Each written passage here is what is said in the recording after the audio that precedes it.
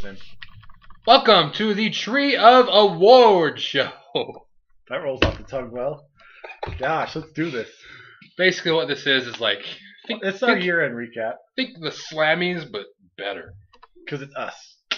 Right now, we are recapping our favorite 9 or so things. Various categories. Our favorite thing in 9 categories. Because our favorite 9 things could all be just all one thing. Yeah. But we decided that we would lead us in. We're gonna go through this. Okay.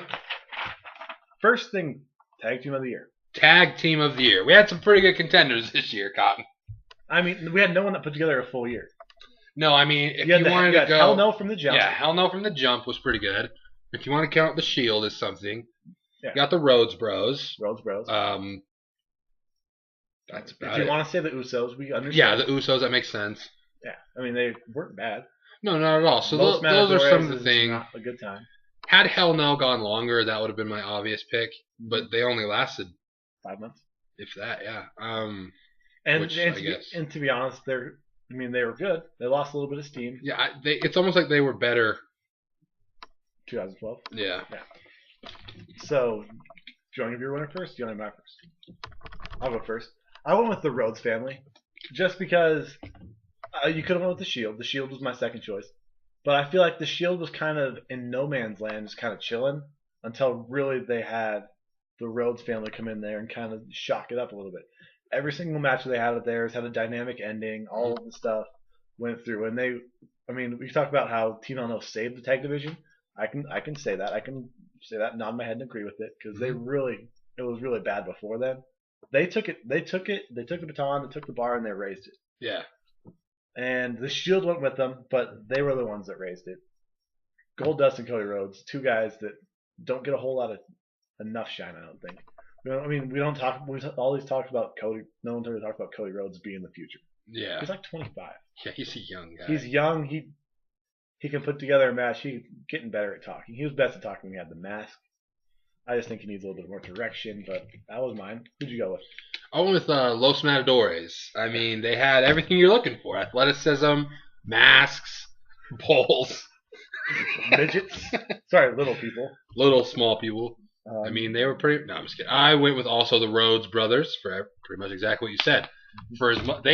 They've done as much as Team Hell No did for the tag division, because they had, for the first time even Team Hell No was just thrown together. This is the first time where it was a tag team that made sense. Not only were they brothers, but they were brought together because Goldust came back to try to help save Cody's job because he got fired, and they came back together. So not only did it make sense because they're brothers, it made sense storyline wise. It would have been unanimous if the Big Show wouldn't have been the reason why they won the tag belt in the first place. Yeah, exactly. It wasn't unanimous anyway, but it would have been slam dunk. It would have been slam-a-jamma.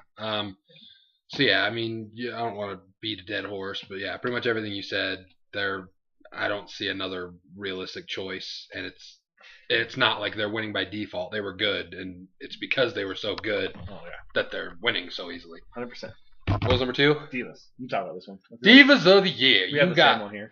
This one... Well, I'm guessing we have the same one. Yeah, it sounds easy, and it ended up being easy, but it's not like there's only one choice. Because it depends on what way you're looking at it. Are you looking at who won the most matches, who was the champion, who was the most popular, because most popular is totally different from who was the champ. And who was the person... You got people had their own reality show. Yeah. So it could have gone anywhere, but when it all came back to it, it's hard to pick just one girl from Total Divas, so that kind of they all are kind of bunched together as one group. So I ended up going with AJ.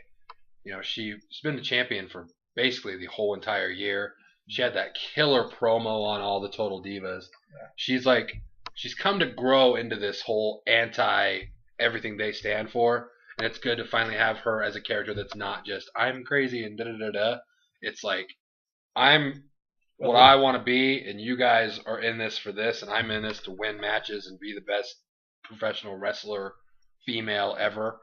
That kind of thing. It's just the total contrast of styles, and that's what made me like AJ more, was the fact that she had something to go up against, because all of her stuff before this was her with a guy. This is the first time it's been intertwined in her actual division.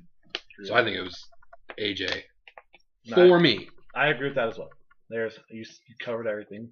we promised. We talked. We did a little bit of discussion beforehand on like the big ones that are coming up. We're different on those. We're gonna be the same on these ones because that's yeah. yeah. I mean, you could say Brie, Yeah, you could. She had some good stuff. but she wasn't even in WWE for half the time. AJ was the one pulling them through. Yeah. She brought relevance to it. Mm-hmm. The third one, promo of the year. Yes. Okay. You go first. My honorable mention is the Matt Rushmore promo Kevin Steen cut after Battle of Los Angeles. Okay. Because I feel like that is going to be one of the best storylines in independent wrestling going right now. Okay. But my one was CM Punk and The Rock in January, just because we were sitting there. Punk was going off. We were upstairs. Yeah, we were upstairs. It was great. I don't know what we're doing. We were watching Raw. So Punk was going off, and he was just killing it. And he was in heel mode. He was just like, "Yeah, it's gonna be my year." Did all this stuff for you guys. And now it's out, and people were going nuts. And that was when he was doing the whole Tyson Kidd. People start cheering. I got you again. You guys are feeding off everything, and that was awesome. And he was kind of like, people don't matter. And then The Rock was in there, and then The Rock did the cookie puss thing. I wasn't as big of a fan of that, but I knew a lot of people were. It trended worldwide. It showed the power of The Rock, and within that segment right there, that sold pay-per-views. Yeah. And I think when it comes down to selling, because I remember that promo, because you were not a fan of punk rock until that promo. Yeah. That's what got you started, and got you on board for, okay, this is actually gonna be good stuff. Yeah, 100%. I remember that. Yeah. No, yeah. What was yours? Ha! Mine was a little more recent. This is serious, guys. This is not like Los Matadores. My favorite promo of the year. And again, maybe it's just because I honestly think it was the best promo from either of these guys in forever. And it was John Cena and Randy Orton's promo during the Ascension ceremony. Is that what we called it? When they raised the titles? Yeah. Before TLC. Orton's going. And of course, Cena had the little Daniel Bryan rub, blah, blah, blah, blah, which obviously was ridiculous and stupid. But he also had the part where he was just going in. He's like, Randy Orton, you came up, no one was allowed to touch you. You're this and da da da da. And I love the line, even though I'm a big Randy Orton guy, this is bullshit. But I love the line where John Cena's like, and then if you do somehow beat me at TLC, you can finally carry around both titles and say, look, everybody, I'm finally doing the stuff I was supposed to do 10 years ago. And the crowd's like, oh, shit. Yeah. Orton's pissed, and he was talking before about how, just da-da-da-da. And that to me, I love that promo because it was the first time, because they took, and it included a little bit of Daniel Bryan, of course, to get the crowd, but they took a crowd that was boo, you boring, you suck, da-da-da-da. And by the end of that promo, they were ready for that match. We were ready for that match. We're like, okay, let's do this shit. The crash out at the end was crazy. Oh, absolutely. That helps to it. I count that as a big part of the thing because, so yeah, I'm counting the whole shebang of that thing was my shit. Because it turned a crowd where we thought, oh my God, they're going to get killed. And they made the crowd like, all right, this is not as bad as we thought it was going to be. And obviously they made an impression because you remember the match. The match wasn't the greatest thing of all time. But people were into it. There weren't Daniel Bryan chants. There weren't yes chants. There weren't no chants. They were like, okay, see what we're doing here. Totally. So, what's number 4? Number 4 is the breakout star. You go first. You got the Wyatt family type guys. You got the Shield. You could say Cody. You could say Fandango. You could say, Goldust even. Goldust is getting bigger pops than Cody at this point, I think. Guys like that. I ended up going with the Shield as a whole group.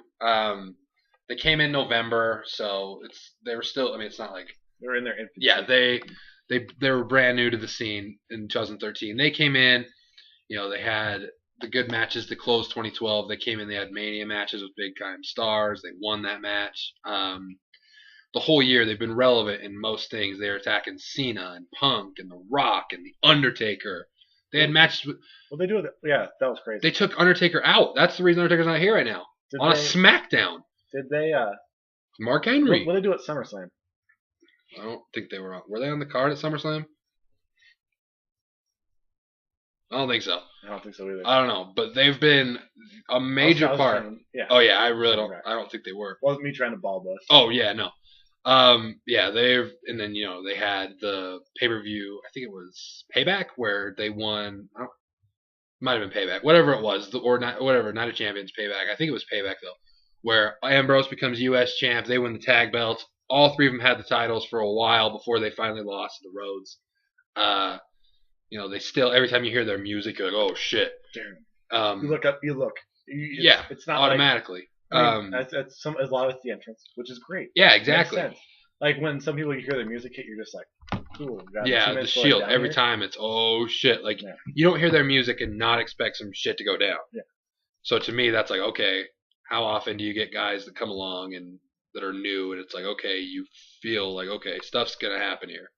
Yeah. So yeah, I went with the Shield for breakout stars, performers. I went with Fandango. Just because dude started off. I mean, he wasn't involved at all in 2012, and that was the reason why I didn't go with the Shield. Is I felt like their TLC thing was here, so it's tough to break out. If it was from November to November, it's them. Yeah. Because it's January to December, I have to go with Fandango because the dude just showed up, started dancing, did not wrestle until Mania, right? That was his debut match. Yeah, his first match was Jericho. Against Chris Jericho, and then he won. And then all of a sudden, the night after Raw, everyone's doing this the entire time, and that lasted, and that carried through, and it sucks that the brightest stars shine for the shortest times. Yeah. And that's the part that feels weird about giving this to him, because I mean, breakout star is also, for this case, also was flash in the pan because he's not all that relevant right now. Yeah. So I guess I don't know. So I mean, I understand your pick. My pick, I guess, is a little bit different definition of breakout and star, I guess. This all comes down to interpretation. Mm-hmm. It's tougher to justify this than I thought, though. But when he was hot and it was his peak, he was like the second biggest thing going. Yeah, he got pretty big when he was at his peak. Yeah, highs and lows. Yeah, hopefully he can hit that again. Mm-hmm. I like the guy. He's the only person that could possibly win this award next year. Yeah, I like the guy. He could break out again in 2014. He really could. All right, next thing, feud of the year. Ooh, where did I go? You go first. Is your paper right there? Yeah. Okay. My feud of the year was Undertaker versus CM Punk. So, this feud, I mean, I could have went with. What did I decide? Oh, yeah. I think you could have went with a lot of different things. And I think this one was just one of those things where it felt like two titans almost. Like when you first heard the idea of it being Punk against Undertaker, you won it through like a fatal 4-way, and you're just like, okay, well he just lost to The Rock. How is this gonna go? And then he got everybody either behind him or against him like that. And then Undertaker's Undertaker, and every single thing they did was leading towards the match, and everything was like building up towards this. You disrespected me. I'm gonna beat you. I'm gonna beat you for the streak. I feel like the streak is the biggest title in wrestling. And when you have that as your thing you're going for, you could put together two solid things, have beat for that, and it will be great. And just that when he poured the ashes onto when CM Punk poured the ashes on the Undertaker, that was just insane. That was nuts. Yeah, I just remember the pre-WrestleMania video package where it was just like they had it all just put together. It was just like, oh my god, that was sick. Oh yeah. What'd you go with? Done. I went with excuse me. I ended up going with Daniel Bryan versus the Authority. It's been going on since SummerSlam. It's been what everything's been based around. Even though sometimes it was Big Show versus Triple H, sometimes it was Daniel Bryan versus Randy Orton, sometimes it was Daniel Bryan versus Triple H, sometimes it was da-da-da.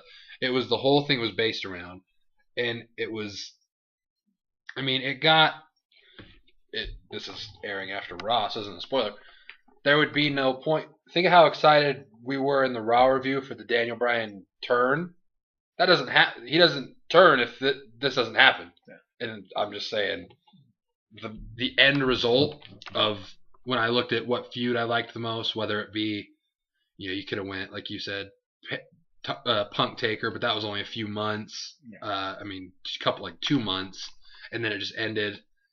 Punk tried it, and then Punk left. Yeah, and then I guess you could have went with Rock Punk, that was only a couple months. With Punk Heyman. That went too long. Yeah. And just the end result, you're not even thinking about those things anymore. So I'm just saying, I'm going with this because it's the freshest thing going, and the biggest result I can think of is a thing that just happened, and it hasn't proved to be a bad thing yet. So as of right now, I'm going with this because it has the most potential, because it's still going, and there's no Daniel Bryan turn. Daniel Bryan isn't as over as he is right now if he doesn't get screwed, I don't think. Because even though he was so over at SummerSlam, he's even more over because then it was all of a sudden it turned into, oh my gosh, quit screwing him. We got to get behind this guy. Da, da, da, da. And then eventually it led to the whole Daniel Bryan having to revolt against the authority, so it's still an ongoing thing. So yeah, Daniel Bryan versus the random people. That's why I didn't say versus Triple H or versus Randy Orton. It's a whole. They're all in it together. Yeah.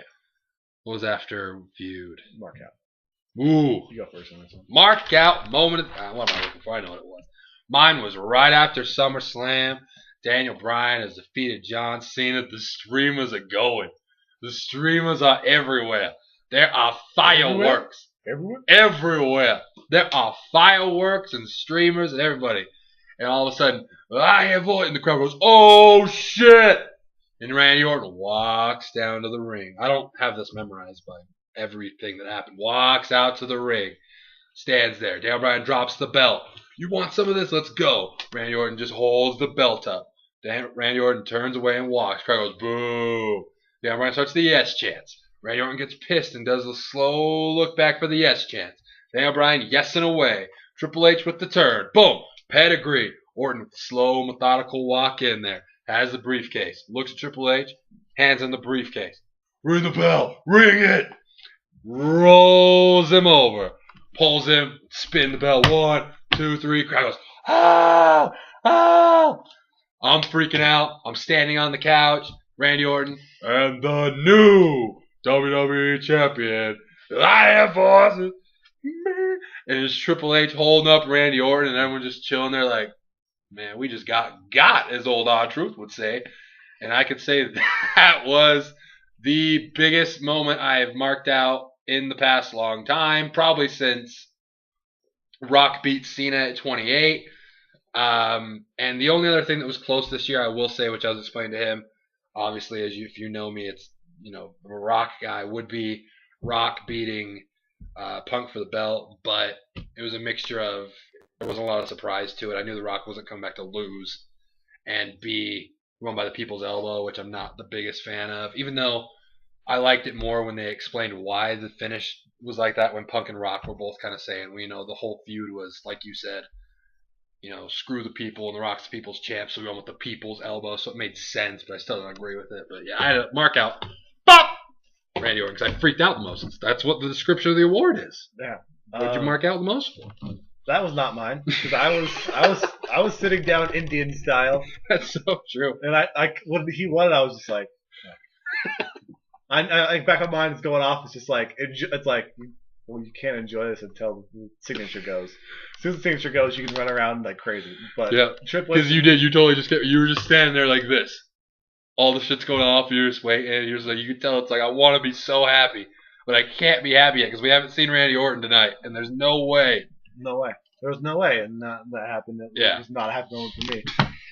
But mine was when Daniel Bryan destroyed the Shield on SmackDown. I remember that. That was when he went and Rollins and Ambrose from the ring. He was going back and forth, and then he smacked. And then he hit Reigns with the knee, and then he went in there. He just suicide dived, and then he was standing in the ring. He was chanting yes, and I don't want to say every single person, because probably somebody was there and they weren't. Pretty damn close.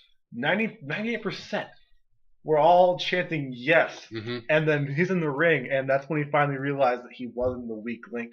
And that was like the culmination of that. Now, I watched it like 6 or 7 times. Which led into his bigger, yeah. Yeah, and I watched it with the first song from Drive, I think it is. There you go. Real human beings. There you go. That's an underrated thing about this year that people forget was Daniel Bryan's build-up when it was him and Kane and they started splitting and they were, Daniel Bryan was the weak link. Yeah, it wasn't like, I mean, we were sitting there. I remember we were talking about it. It was just like, well, when they break up, that match is going to be cool. Who's going to come out heel or face? That match never happened, right? No. Yeah, it didn't. It was just Kane was like, no, Daniel Bryan, you're the better one. Go ahead. Mm-hmm. And that I felt really propelled him. Yeah. But I remember marking out because I remember people were just like, I remember it was just like, people were like, watch SmackDown this week. And I was like, okay, I'll watch SmackDown. And usually that's the biggest thing for me is if I go in there with some sort of expectation and it surpasses it, I'm the happiest person on earth. Because Because how many times have you heard, oh, you got to see this, and then what doesn't come through, you're just like, well, what the heck? I would have enjoyed this if it wasn't for that. And even if it was what you expect, it's like, cool. Yeah. This carried it through. Pay-per-view of the year. I think we talked about we're the same on this. We're the same on this. This is the last one we're the same on. Two of my top 5 matches of the year when I was deciding which to pick. 2 of them were on this card. I'll let you figure out one of those. Guess what 2 of those are. Are you talking about Kane versus Bray Wyatt? Yeah, Kane versus Bray Wyatt and the Orton Bryan match were my 2. Bryan. Yeah. The 3-second match. Yeah, those were the 2. Which pretty much put it over the top. How did both the players have to be have to be standing for a match to start? It's a conspiracy. Conspiracize. So yeah, I mean, when I look back at it, the Rumble match I didn't like because Cena won. Yeah, that one wasn't really great. Chamber, we don't like the finish. Yeah, Chamber was lackluster. Mania, I didn't like a lot of the match results. Rock Cena was better at 28. Triple H Brock was better at SummerSlam, and Extreme Rules. Extreme Rules was a one show. Was a pretty much one match show, and then it went to that really down period. Survivor Series was awful. Everything else was bad. So it really, SummerSlam by far and away was my choice. It was mine as well. Closest one to was Battle of Los Angeles. There you go. So it's on DVD over there if you ever want to watch it. I don't know if it's night 1 or night 2. But actually, no, that's over exaggerating. But that was my not WWE favorite. Mm-hmm. Remember that? Do you watch that TNA one? That was just awful. I don't remember. I'm pretty sure. Bound for Glory? Yes. I think so. I feel like you did because I feel like we were texting during it. Yeah, because that's like their WrestleMania. Yeah, I tried to watch that one. And it was bad. It was not good. All right. Not good at all. Superstar of the year. This is going to shock nobody, both of our answers. Everyone just take a couple seconds. Think about it. Think about who we're each going to say. We've hinted at it the entire video. Who have we talked about the most? Let's think this through. Everyone have your answers. And if you're wrong, I don't know what happened. But anyways, go for it. You know what? Daniel Bryan. I mean, he's a guy who started off in a tag team. Raise your hand if you're shocked. Okay. Nobody's shocked. You're not even shocked. If you're shocked, then something went wrong. Meteoric rise and main event in a bunch of pay-per-views in a row. I mean, you can complain about the buy rate. You can complain about all these different things. But just everything he did, I feel like was as good as it could have been. Mm-hmm. There was no letdown. There was no Daniel Bryan was in a match, and afterwards I was just like, man, I wish they would. I mean, there's like, I wish that would have been better. So I feel like that was a big thing for me. And it's my dog. Yeah, that makes sense. And when it's your dude rising to the occasion, you can't go against it. Mm-hmm. And I'm pretty sure everything I just said you could probably say about. That's exactly what I'm gonna say. Everyone, think about it. Randy Orton, shocked. No one. If you are, again, what are you doing? Okay, so again, it was the thing. Randy Orton had the year that they were setting up John Cena to have. Really bad year before, and then he came up. That's what but no one ever mentioned it with Randy Orton. It was only John Cena redemption story. Didn't he get thrown down a staircase Think of how bad 2012 2012 was. Suspensions, Wade Barrett feuds. It was not good. He wasn't in the title picture, was he? Ever. No, he wasn't. He didn't get back in it until Money in the Bank. Yeah. And then this year, he starts off, the Rumble. He had a pretty good showing in the Rumble. The Rumble was in St. Louis, I want to say it was this year. Yeah. So, I mean, he was in the final 4, I think. And then he had the Mania matches, and, he was in the Shield thing, but that's to be whatever. And then you start going, wins Money in the Bank, cashes at SummerSlam, has great matches with Daniel Bryan, has not great matches with Big Show. That's not his fault. But he's been, the guy as far as... He's finished well, too. Yeah, he's been the guy as far as, Daniel Bryan's got the most over, but he's been the guy as far as literally the guy that's been... If it wasn't for Orton, there's a lot of guys that could have put in there that would have dropped the ball. Yeah, exactly. If they would have made Wade Barrett the face of the company, if he would have won Money in the Bank, no one would believe it. Everyone believed it when Orton won. I was like, wow. Yeah, and then he cashes in, he becomes the heel. He turns heel, which needed to happen, so that's another thing that he had going for him. And he put together some great... Yeah, he beat John Cena. Yeah. He beat John Cena clean. Your handcuffs. Well, it's legal. It's a TLC match. But yeah, I mean, who beats John Cena clean? Daniel Bryan. Randy Orton. So there you go. If it's not going to be John Cena in every year, if you can find guys that beat John Cena clean, I feel like those are choices. And we have those two guys. Punk's year wasn't the best. He was always a contender for it. Yep. Brock did like 3 matches. Great in 2 of them. Yeah. So there's no one else we can stand on there and say. Yeah. Can't say Triple H. No. Can't say any of that. No. All right. Match of the year. Oh, this one was so hard. You go first. For me, the first match that popped in my mind was the one I had to roll with because that's kind of how I instinctively thought of it. It was Sami Zayn versus Antonio Cesaro from NXT, the 2 out of 3 falls match, because it was like with the whole markout thing. Going into people were like, this is match of the year. It's gonna be crazy. Mm-hmm. And there was a 3-week gap from when they recorded it to when it actually aired. And during those 3 weeks, I was just like, I bought Hulu Plus. And I was just watching NXT, and I was just like, oh, man, when this one drops, it's going to be crazy. I watched that as soon as that episode went up at 10 o'clock at night. And people in my house were asleep. So I'm sitting on my couch, and it was 2 out of 3 falls, and there were 5 or 6 moments in there where I was just like, oh, shit, oh, snap. And I was like biting my tongue not to just start screaming because I feel like people had stuff to do the next morning or something like that. People were doing stuff. And it was just crazy. It was one of those ones where everything that happened, both people left better because of it. Everything had some sort of story behind it. Everything made sense.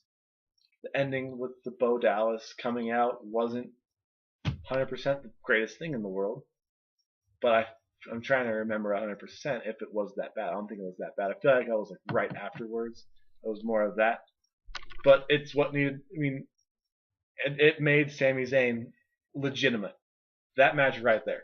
Because he came out, he rolled up Cesaro in his first match, and then he went, and it was kind of like, oh, well, he's there, and he's a guy with a bunch of hype. Oh, man, this is Generico. He's not going to be able to come in there and do anything. He's going to come in there, people are just going to be like, oh, he's not going to actually earn it. It's going to be because of his previous reputation. And then he goes out there and has as good a match as he's ever had. And Cesaro... I feel like that might have helped him out too, because he was kind of treading water before this. This and the Daniel Bryan lumberjack match. Well, not lumberjack, but that match really helped him out. Mm-hmm. But I went with this one, and as he says his 5, I guessed 3 of the 5, and the other 2 after he said it, I was like, I should have said that one.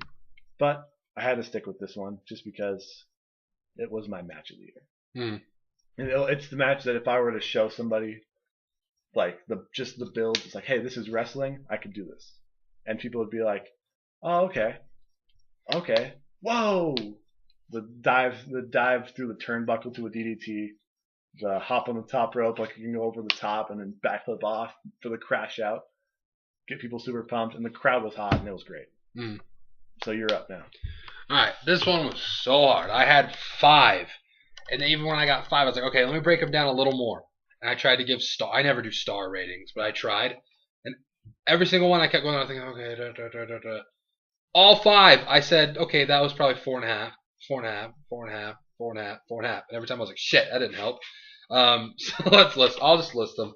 This isn't in any order. I didn't list them 5 to 1, but I'll just say what I was thinking about. Daniel Bryan versus John Cena at SummerSlam. That was in contention. You had... the feud of the top guy for the past 10 years against the dude that's coming up and he's coming hot. It was a really good match. It had the thing where it starts off slow because it was going to be a long match, builds up, keep going. The thing that made me eliminate this one was the fact that even though it was really cool, he won by the running knee. It kind of killed it at the same time because we'd never seen it before. So it was like 1, 2, 3. We all just kind of sat there for a minute waiting for it to be like a screwy finish, and it was like, oh, he won, cool. That's the only thing that deterred that match. Literally the only thing. That was a really good match. The Raw Money in the Bank.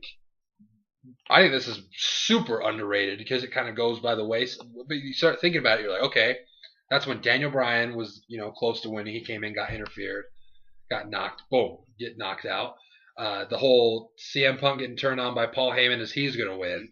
Randy Orton ends up getting the win. You have tons of spots. People just drop it. Oh, people getting killed. I remember thinking, RVD. People are going to die. Yeah, off the thing. And almost knocking out Sheamus. Yeah, poor Sheamus. Poor guy. People were shitting on this going in too. Like that's this one is going to suck. Yeah. Why are they only putting the top guys in there? It's not going to do anyone any favors. Yeah, it's a star-making match. Yeah, exactly. And it literally. It made a star. Yeah. It made 2 stars. It made a lot. Yeah. It set the tone for the rest of the year, pretty much. Legitimized 2 guys in that match. Mm-hmm. Because that was the whole thing where I want to say it was Axel that attacked Bryan, and then Punk got pissed and attacked him, and then that's when Heyman was like, whoa, whoa, whoa, he was just trying to help you. And then that's when Heyman turned on Punk, and then Orton ended up getting the win, setting up the rest of the thing. And then another one I think people forget because it was not on a pay-per-view. Raw. John Cena versus CM Punk. It was I looked it up. It was February 25th. Yeah. So it was like right after Punk's like, hey, I want to have that match. It went like a legit probably 25, 26 minutes. I think I was on tout that night too. Pile driver spot, yeah. For sure I was on tout that night too. Both of us were on or just you? No, I think it was just me because I think I was live streaming during it. I think it was that night. Yeah, okay. It was definitely that night. This match was the definition of what I wish, Raw paper or main events could be sometimes, where it doesn't have to be a la, Randy Orton, Daniel Bryan on Raw, where it has to end. I mean, I understand why, but I just liked the fact that this was a title match on a Raw, and it was a clean finish. But it wasn't a title match. It was to see if Punk would get his rematch against The Rock at Mania, right? Oh yeah, because that was February. Yeah, it was. Oh yeah, because it was to see. It was after Cena had won the Rumble. Cena put his Rumble match on the line versus Cena. Yeah, exactly. Okay. To face The Rock at WrestleMania. So that means it was after the Chamber. Because it was February 20th. Yeah, okay. It was like the Raw after, wasn't it? Yeah. That makes sense. That was crazy. Yeah, that was bangers on bangers. Bangers on bangers. And then another one you had, obviously, was Taker versus Punk. WrestleMania, like you said, the feud. Yeah. I loved that match. I was there, and I loved it at the time. I watched it the next day on the plane. I've watched it probably 10 times since. I have it on my laptop.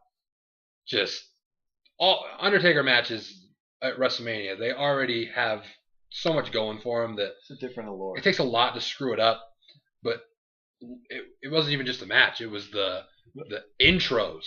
CM Punk getting played out by Living Color live. He comes out. You can totally see it. Paul Heyman has the urn. Punk just still screwing around. He rips the shirt off. He's sitting there. He's just sitting there waiting. Right when the gong hits, Punk just like yells. He's all getting pumped up. Taker comes out with the sick entrance, all the people grabbing, and then the match actually delivered all the build-up, which doesn't happen very often. The spot with the urn was good too. Oh yeah, I like that one. I mean, people didn't like that spot. I see a lot of people's opinion on Reddit. People were just like, "Why the heck did they have to put in the urn? Have Punk try to use that? That was stupid." Yeah, it's like, no, it wasn't. It wasn't stupid at all. It's the guy. It's what you do in a progression when nothing you're doing is beating him. You go to that next level. Yeah, and then what ended up. And then, like I said, but the thing that ended up deterring these matches is because the elbow spot mixed in with.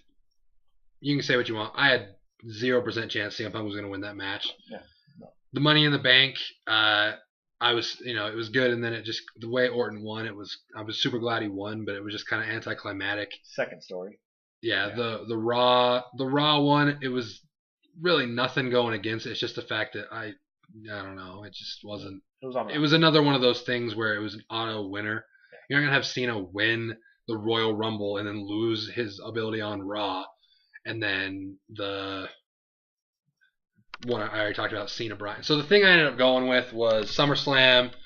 CM Punk versus Brock Lesnar, because even though the feud was more so about, that's why it's not feud of the year, because the feud was more so Paul Heyman against Heyman, but it became Punk Lesnar later, and then by the time it got to SummerSlam, it was just like, okay, and that one was literally, pretty much the only one I didn't know who was going to win. Yeah. I mean, Money in the Bank, obviously, I thought Orton was going to win. I picked Orton, but you can't, when there's that many dudes, it's hard to just, okay, I know for sure he's going to win. We do a pretty good job of that, actually. Yeah. We picked Del Rio every time. Yeah.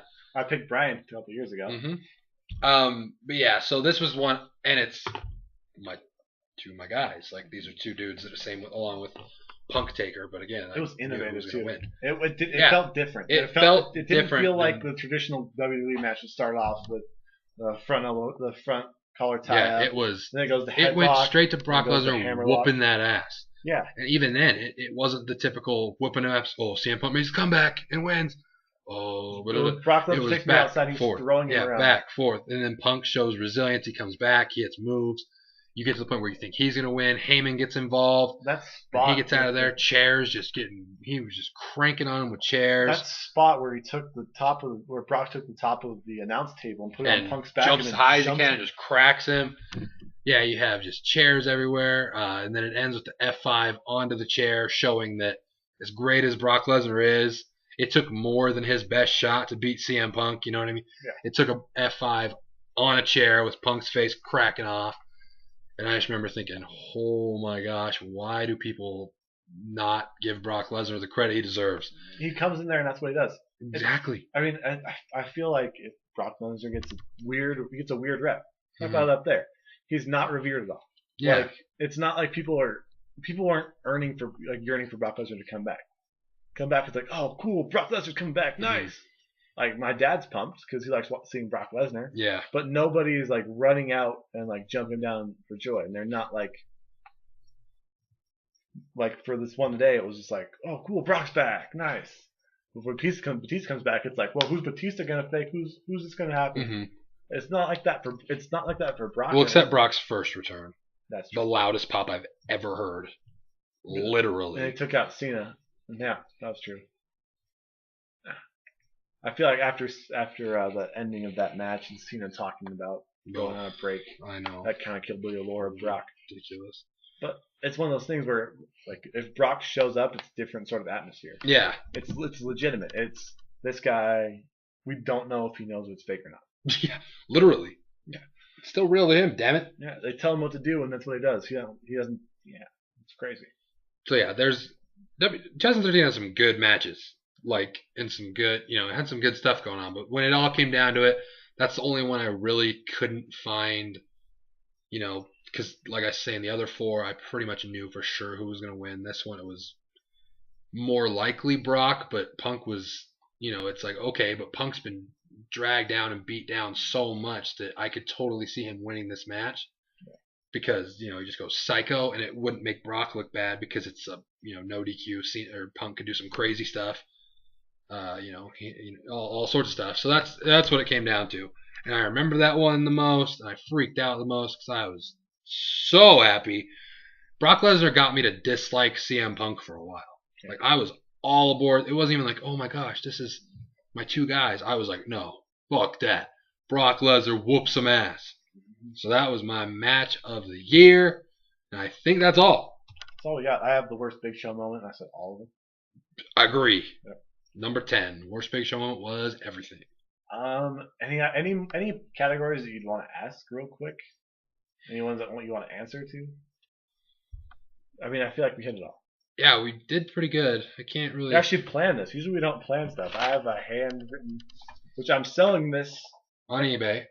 Actually, if any of you guys want our notes, send us an inbox message with your best offer.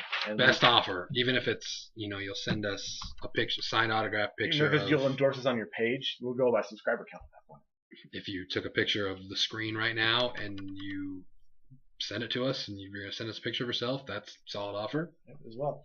Anyway, well, are you gonna put the results in the description or?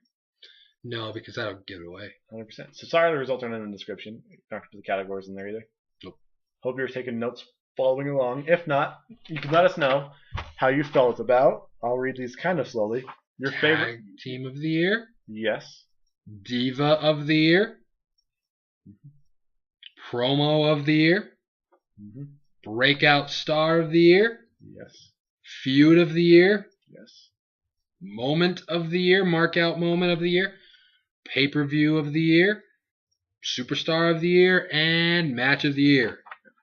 If you don't want to answer Let all us of them, know. we don't really care. Just let us know. If you don't only want to answer what your match of the year was, if you want to scold me for picking a match that happened on NXT, I somehow he didn't laugh it off entirely.